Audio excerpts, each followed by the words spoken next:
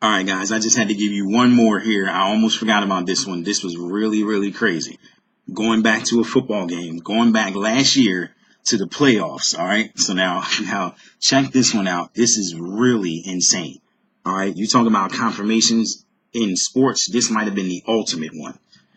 You might remember, I think the game has now become to be called the Minneapolis Miracle or something like that.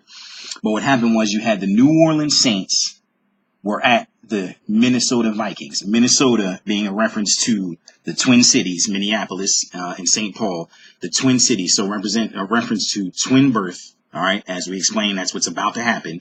We are about to be birthed out of this world, and Satan is going to be birthed into the Antichrist, into this world.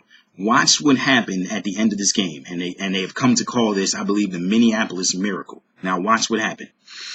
This game appeared to be over with. Those of you who watch football, you will remember this. This game appeared to be over with and done. The Saints were up 24-23. All right, so it was over. You know what I mean? Saints looked like they were going to get the victory. All right, so now watch the symbolism. This is really, really crazy.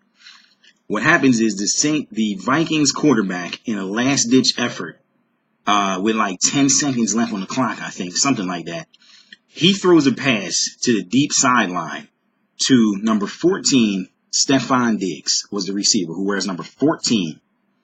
He catches this pass, and then for whatever reason, number 43 for the Saints, the defender, the safety, tries to hit him like in his legs. Now, Stefon Diggs is coming down out of the air from catching the pass.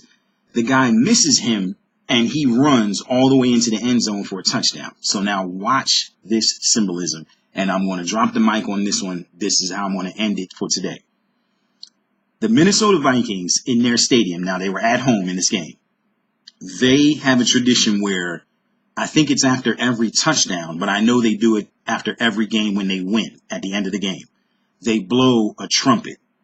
They blow this long, like ram's horn thing. This guy blows a trumpet proclaiming their victory. All right.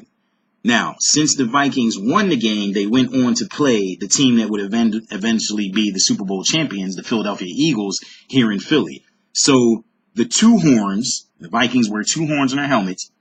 They were victorious. Watch, a reference to the false prophet and the Antichrist and the beast and everything. They were victorious. But then the following week, their season ended in Philadelphia against the Eagles. So now understand what I'm saying.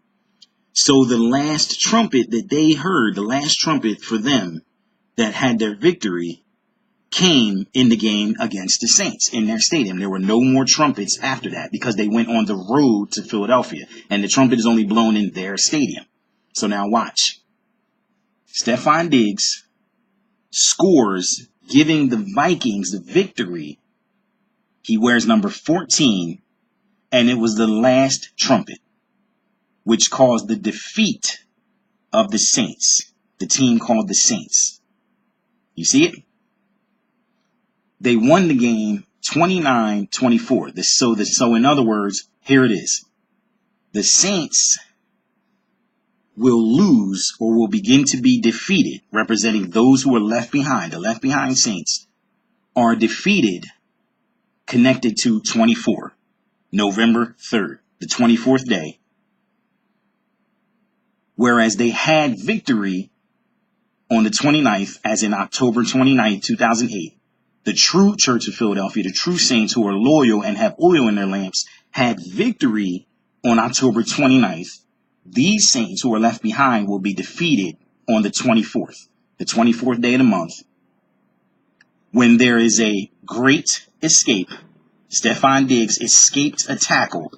It was an amazing, great escape at the last trumpet.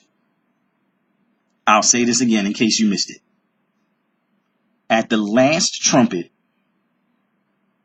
those with the horns, the beast, will claim their victory over the saints.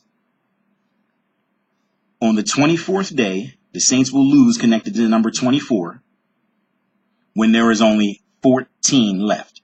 Because once he escaped the tackle, he was the only one left with no one around to catch him.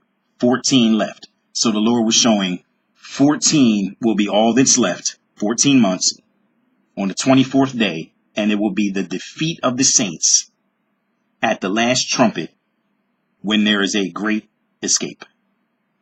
The rapture. I'm done. I don't think I need to say any more. I'm done.